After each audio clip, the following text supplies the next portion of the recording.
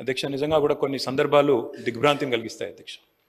ఇవాళ జ్ఞాని సాయన్న గారు ఇప్పుడే ముఖ్యమంత్రి గారు చెప్పినట్టు ఒక సీనియర్ శాసనసభ్యుడు 5 సార్లు గెలిచిన మంచి వ్యక్తి, మృదు స్వభావి, ఎప్పుడు ఎక్కడ ఎవరిని కలిసినా ఏ పార్టీలో ఉన్నా ఒక అజాత శత్రువుగా మంచి పేరు తెచ్చుకున్న వ్యక్తి జ్ఞాని సాయన్న గారు అధ్యక్ష. గతంలో పెద్దలు కేసీఆర్ గారి నాయకత్వంలో సాయన్న గారు మేము అందరం కూడా కలిసికట్టుగా నగరాభివృద్ధికి ఎన్నో రకాలుగా కంటోన్మెంట్ కానీ తర్వాత నగరంలోని వివిధ ప్రాంతాలకు సంబంధించి కానీ చాలా కమిట్మెంట్తో పనిచేసిన నాయకుడు సాయన్న గారు అధ్యక్ష. అధ్యక్ష సాయన్న గారు అదేవిధంగా మా గౌరవ ముషీరాబాద్ శాసనసభ్యులు ముఠా గోపాల్ గారు చిరకాల స్నేహితులు అధ్యక్ష. దాదాపు దశాబ్దాల స్నేహం వారిద్దరిది కూడా. మీకు కూడా మంచి స్నేహితులు అధ్యక్ష వారు.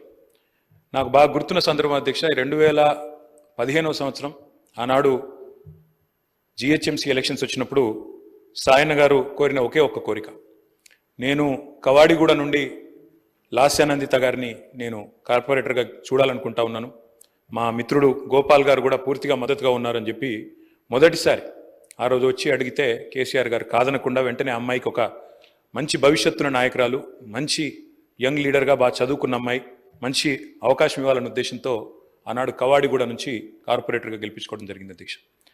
కానీ నిజంగా కొన్ని సందర్భాలు ఎట్లా ఉంటాయి అధ్యక్ష అంటే, ఇప్పుడు సాయన్న గారి కుటుంబాన్ని చూస్తూ ఉంటే విధి నిజంగానే వారి మీద పగబట్టిందేమో అన్నంత తీవ్రంగా ఒకే ఒక్క సంవత్సరంలో మరి అటు సాయన్న గారు దుర్మరణం పాలు కావడం, ఆ తర్వాత అనుకోని మరి మమ్మల్ని అందరినీ కూడా విస్మయపరుస్తూ దిగ్భ్రాంతికి గురి చేస్తూ లాస్యానందిత గారు కూడా ఈ రోడ్ యాక్సిడెంట్లో చనిపోవడం, ఇవన్నీ కూడా అత్యంత ఆవేదన కలిగించే అంశాలు అధ్యక్ష.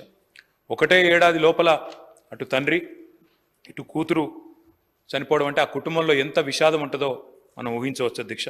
కానీ చాలా చురుకైన అమ్మాయి అధ్యక్ష. ఆనాడు కార్పొరేటర్గా జిహెచ్ఎంసీలో పనిచేసిన, తదనంతరం సాయన్న గారు కొంత ఆరోగ్యం బాగలేకుండా అధ్యక్ష, బాగా డయాబెటీస్ ఎక్కువై చివరికి లెగ్ యాంపిటేట్ చేయాల్సిన పరిస్థితి వచ్చినప్పుడు కూడా ఒకవైపు నందిత మరొక వైపు నివేదిత, ఇద్దరు అమ్మాయిలు పాపం ఆయనతో ఎల్లవేళలా ఎక్కడికి ఏదైనా మీటింగ్కి వచ్చినా, ఆఫీస్కి పోయినా, మంత్రులను కలిసేదున్నా లేదా అధికారులను కలిసేదున్నా ఇద్దరు అమ్మాయిలు కుడి భుజం ఎడమ భుజం మాదిరిగా ఆయనకి రెండు వైపులా ఉండి తీసుకొని పోయేవాళ్ళు అధ్యక్ష. మా దగ్గర కూడా చాలాసార్లు ముగ్గురు కలిసే వచ్చేది. అట్లాంటి కుటుంబం సాయన్న గారు మరణించిన తర్వాత ఇదే శాసనసభలో అధ్యక్ష ఆనాడు కేసీఆర్ గారు ముఖ్యమంత్రిగా సంతాప తీర్మానం చెప్పడమే కాకుండా ఆ కుటుంబానికి అన్ని రకాలుగా అండగా ఉంటామని చెప్పి హామీ ఇచ్చిన హామీ ప్రకారమే ఆ రోజు మళ్ళీ లాస్యానందిత గారికి 2023లో జరిగిన శాసనసభ ఎన్నికల్లో మరి ఆనాడు పార్టీ నుంచి అవకాశం కూడా ఇవ్వడం జరిగింది అధ్యక్ష.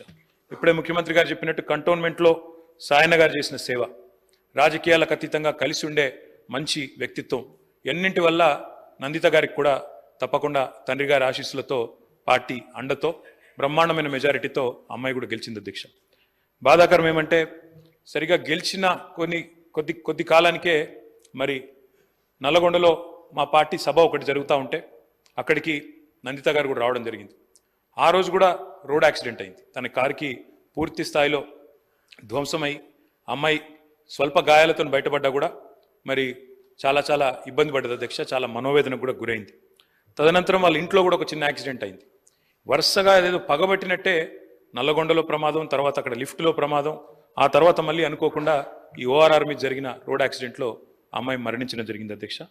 మేము ఆ రోజు పార్టీగా మాట ఇచ్చి సాయన్న గారి కుటుంబం మా కుటుంబమే అని చెప్పి ఆనాడు సాయన్న గారి తర్వాత లాస్యానందిత గారికి పార్టీ అవకాశం ఇచ్చింది అధ్యక్ష. అమ్మాయి గెలిచింది.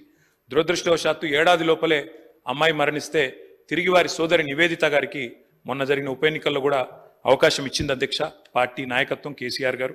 కానీ దురదృష్టం ఉప ఎన్నికల్లో మొన్న మా పార్టీ ఓటమి పాలు కావడం జరిగింది అధ్యక్ష. నిజంగా కల్లో కూడా అనుకోలేదు.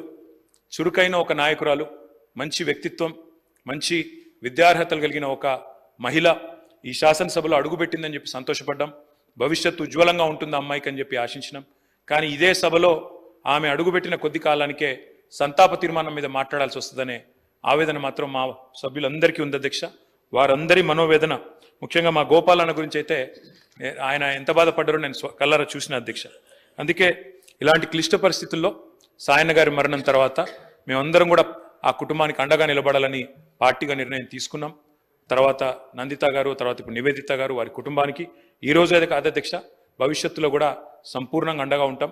ఈ సంతాప తీర్మానాన్ని పూర్తిగా బలపరుస్తూ ఆ కుటుంబానికి మనోధైర్యం భగవంతుడు ప్రసాదించాలని, లాస్యా నందిత గారి ఆత్మకు శాంతి చేకూరాలని ప్రార్థిస్తాం.